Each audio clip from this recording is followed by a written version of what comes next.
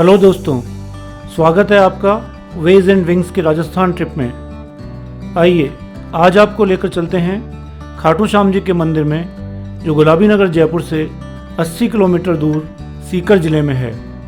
इस मंदिर को सन 1027 में अर्थात करीब 1000 साल पहले बनवाया गया था। आज जिस रूप में यह मंदिर है उसे सन 1720 में यानी 300 साल पहले बनाया गया था। दोस्तों, यह हिंदू मंदिर न विष्णु के किसी अवतार का है, न शिव का, न देवी के किसी रूप का है और न ही हनुमान जी का। फिर भी भारत ही नहीं, पूरी दुनिया में हिंदू आस्था का बहुत बड़ा केंद्र है। आखिर हो भी क्यों नहीं।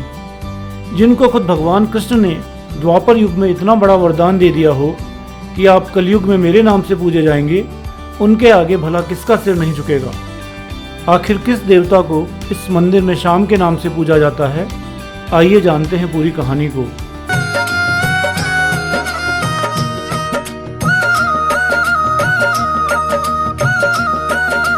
जय हो बाबा श्याम के दरबार, जो भी आवे पहली बार। बाबा श्याम के दरबार, जो भी आवे पहली बार। बाबा श्याम के रे बने दीवानो श्याम प्रभु को, बने दीवानो श्याम धनी को, आवे बारंबार मेरे श्याम के। बाबा श्याम के दरबार, जो भी आवे पहली बार। बाबा श्याम के, बाबा श्याम के दरबार, जो भी आवे पहली बार। मेरे श्याम के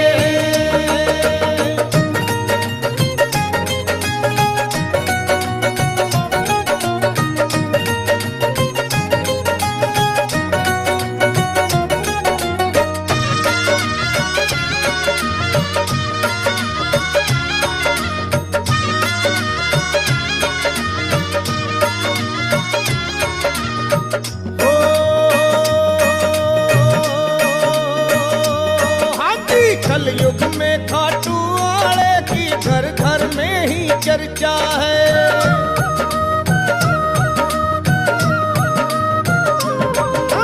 सुने ढेर बाबू करे मेरे दे, हाथों हाथ ही पर जाए।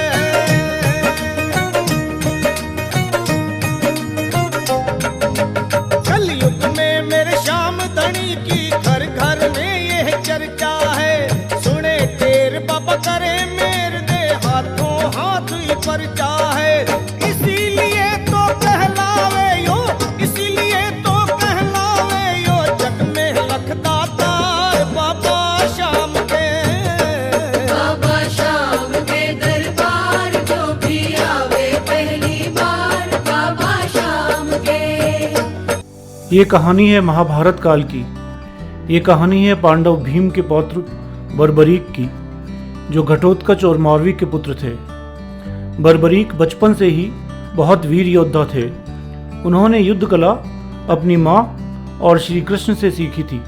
माँ दुर्गा की घोर तपस्या करके उन्होंने 3 अमोघ बाण प्राप्त किए थे। इन 3 बाणों को चलाकर पूरे ब्रह्मांड का विनाश किया जा सकता था। बर्बरीक ने अग्निदेव को प्रसन्न करके एक धनुष भी प्राप्त किया। यह धनुष उनको तीनों लोकों में विजयी बनाने में समर्थ था। कौरवों और पांडवों के बीच महाभारत का युद्ध होना तय हो गया था। यह समाचार जब बर्बरीक को मिला तो उनकी भी युद्ध में शामिल होने की इच्छा हुई। उन्होंने अपनी माँ से आशीर्वाद प्राप्त किया और माँ को यह वचन दिया कि वे हारे हुए पक्ष का साथ देंगे। वे अपने नीले रंग के घोड़े पर सवार होकर कुरुक्षेत्र की तरफ चल पड़े। श्री कृष्ण जानते थे कि युद्ध में हार तो कौरवों की निश्चित है और इस कारण अगर बर्बरीक ने कौरवों का साथ दिया तो युद्ध का परिणाम गलत पक्ष में चला जाएगा।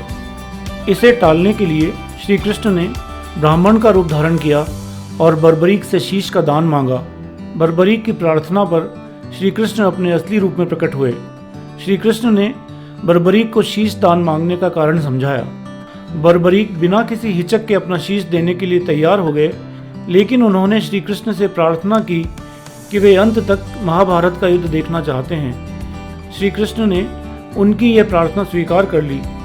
बर्बरीक के शीश को युद्ध भूमि के पास एक ऊंची पहाड़ी पर स्थापित किया गया, जहां से वे पूरे महाभारत युद्ध को देख सके।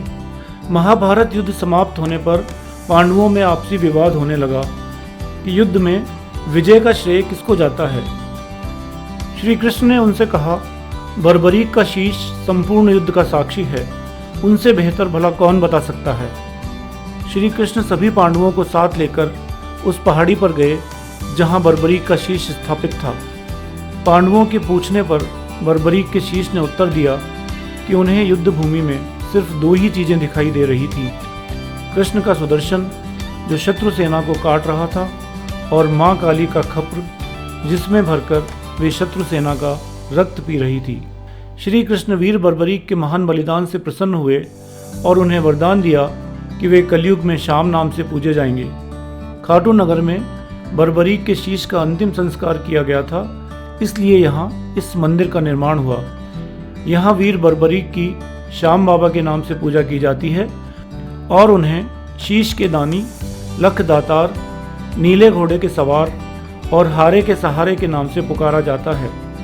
फाल्गुन महीने की द्वादशी को उन्होंने अपने शीश का दान दिया था, इसलिए हर साल फाल्गुन महीने के शुक्ल पक्ष में बाबा श्याम के लक्खी मेले का आयोजन किया जाता है, जो द्वादशी तक चलता है। वैसे तो हर दिन हजारों की संख्या में भक्त श्याम बाबा के दर्शन के लिए आते हैं, लेकिन मेले के दिनों में यह संख्या लाखों में पहुंच जाती है। बहुत से लोग देश के अलग अलग शहरों से पदयात्रा करते हुए मेले में पहुंचते हैं।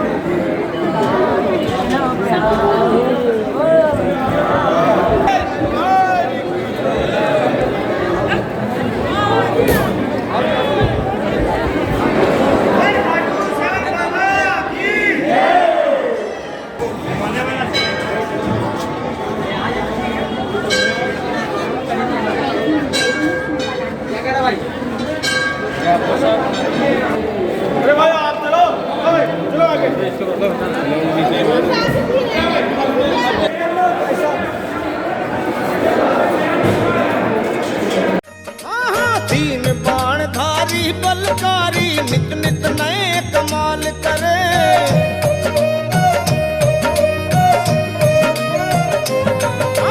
निर्धन ने धनवान बना दे, पल में मौला मौल करे।